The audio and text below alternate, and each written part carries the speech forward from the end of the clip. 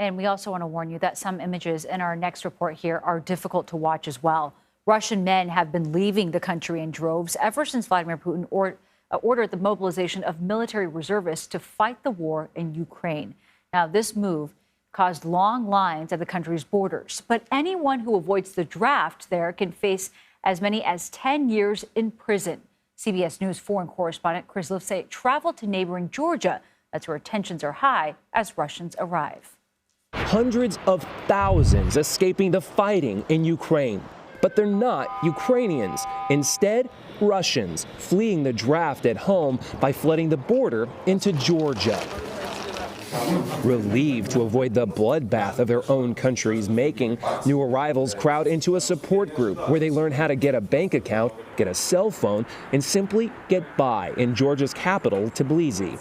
One of them, Alexei, takes us to the shelter he now calls home after driving 7 days from Moscow Best song with little more than his guitar. Ghostbusters. The thing thinks. Better that than a rifle, he says. Who you gonna call? Ghostbusters! His roommate Skobar flew, then pedaled his way by bike after the government told him to report for military training. So I'm a student because I'm only 21 years old, and I got nothing to do with any army stuff.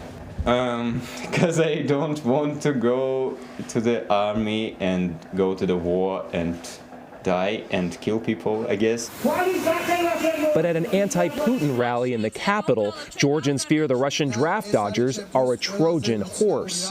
All of these Russians, hundreds of thousands of them virtually overnight, clearly isn't sitting well with everyone in Georgia.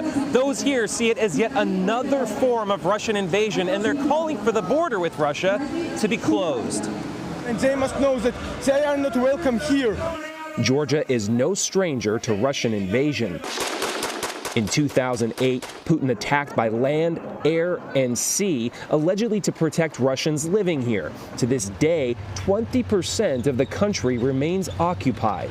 We know how Putin starts wars. So you're afraid that Georgia could be next? Putin can come and say, we need to send our soldiers to save the lives of our citizens in Georgia. But in Putin's army, morale has never been lower. Following staggering defeats in Ukraine, troops are retreating and surrendering.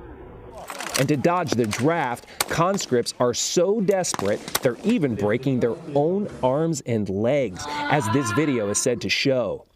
The fear, it's not something rational, not something logic. You just someday wake up and start to feel it. Skobar knows how lucky he is to be in Georgia.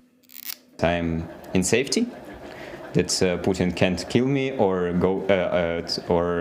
I am not in jail, I'm not arrested. How long do you think you're going to be here? I don't know. I want to work on my old job. I want to live with my family and my girlfriend. So I guess I'll be turned back when the Vladimir Putin will be dead, I guess. And I will be just fine with this. Post-Putin Russia, he's looking forward to. Interesting. No, and Chris Livesay joins us now. He's back in Rome now from Georgia. And Chris, your report is incredibly eye-opening because there's just this sense of desperation as you saw the fear not being rational, as your interviews said, that people are breaking their own arms and legs to get out of this situation.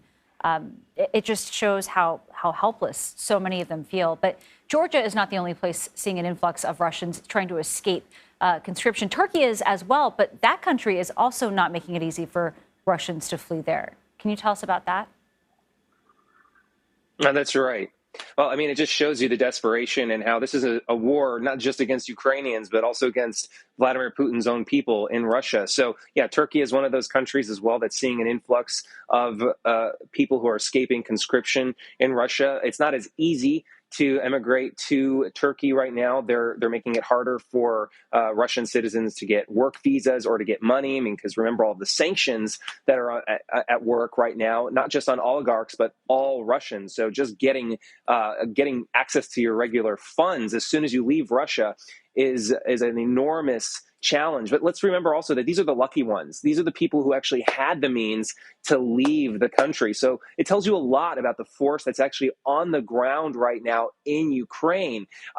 More and more, they're amongst the most impoverished, least privileged people in the country, because they're the ones who don't have the money or the means or the car to drive across the border and get the heck out of there. And Chris, in your piece, you showed us some of the extremes, obviously, that these Russians are taking to avoid being drafted. That last, young man that you spoke to is clearly emotional about leaving behind his girlfriend, his job, his family in Russia. What indication is there that he will, and others like him, will ever be able to return to Russia without facing severe punishment? I don't think those who are willing to show their faces on camera, and I should underscore how adamant they were about appearing on camera.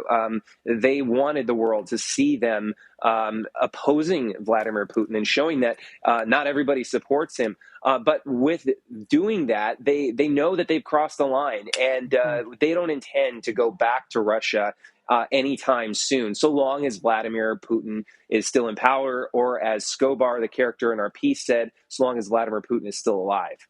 And there's also this sense of what choice do they have? What does their future look like? Especially if people in the countries that they want to go to could potentially see them, as you mentioned, as a Trojan horse in coming into their country. Yeah, it's a really sticky issue, because according to the 1951 UN Convention on Refugees, people who escape conscription for reasons of not wanting to commit war crimes are eligible. They're considered refugees, just like Ukrainians. But, the Georgians, for instance, they've seen this before. Everybody in the entire region of the former Soviet Union is familiar with Russia's tactics. And so they've got a very sticky situation right there. You certainly have people with good intentions who don't want to go in and kill Ukrainians and don't want to be killed by Ukrainians, right. But that we spoke to also a lot of people in Georgia. We even spoke to Ukrainian refugees in Georgia who were saying, hold on a second, we're the real refugees here. The Russians are bombing our homes. They're killing our people.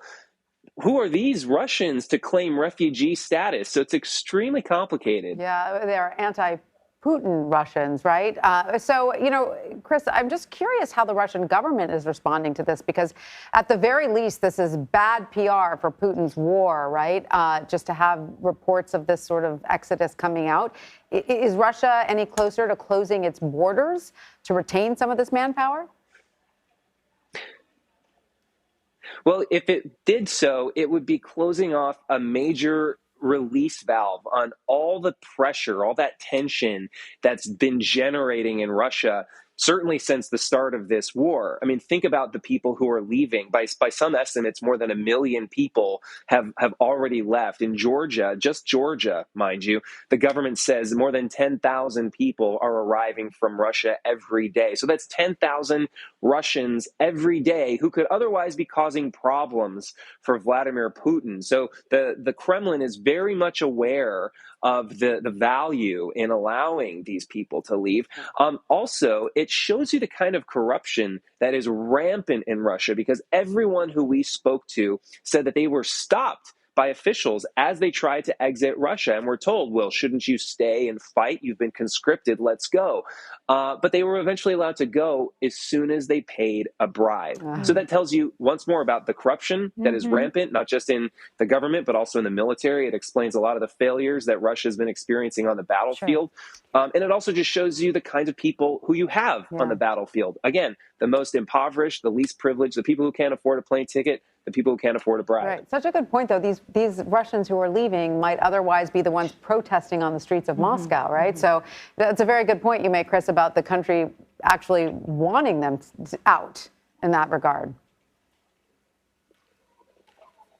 Absolutely. And when you talk to these young men and even some women, because a lot of the conscripts have come with their families as well, they talk about how troubled they were, because even Skobar, for instance, the young man who we featured so prominently in our piece, he was out there on the streets protesting. He actually had a tattoo on his knuckles with the word "niet," the Russian word for no. Sure. And he said he got that the day after Russia invaded Ukraine. And so he's exactly the kind of person who would otherwise be on the streets, just like somebody like Navalny, questioning this government, challenging the government, putting that pressure on Vladimir Putin to ultimately step down. And instead doing it from across the border at this point.